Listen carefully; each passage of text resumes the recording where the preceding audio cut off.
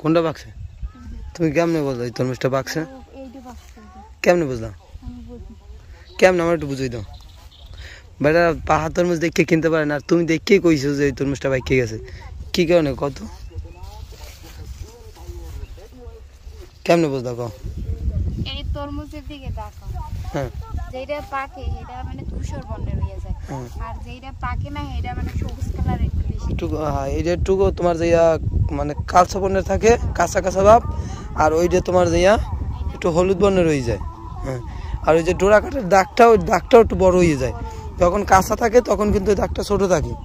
যেমন একটা এই কাঁচা তরমুজ দিয়ে দেখা যায়, এই যে এইটা দিয়ে দেখো, এইটার কালারটা কেমন ফলের।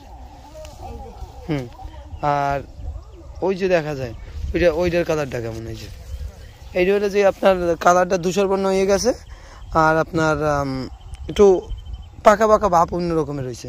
এটা কিন্তু দেখতেই দেখা যায় যে তরমুজটা কাঁচা। এছাড়া আর কোনো ইয়ে আছে বোঝার মতন?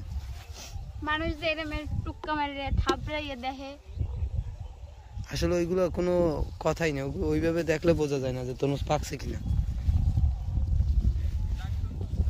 হ্যাঁ,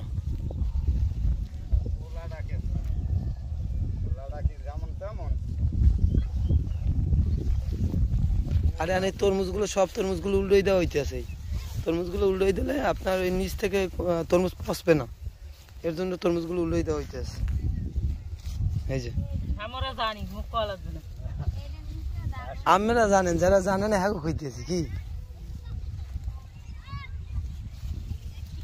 অনেক দিন হয়ে গেছে তো, নিচটা তলিতে আপনার নিচের দিকে পোকা থাকতে পারে, পোকা নষ্ট করতে পারে, নিচে পচা কিছু থাকতে পারে, ওই পচাগুলো গাছে মানে তরমুজের লাগে লাইগা তরমুজগুলো পচে যায়।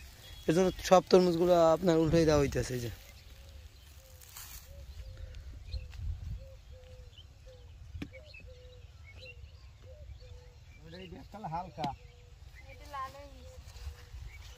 কাটতে হবে, এখান কয়েকটা তরমুজ কাটতে লাইতে হবে।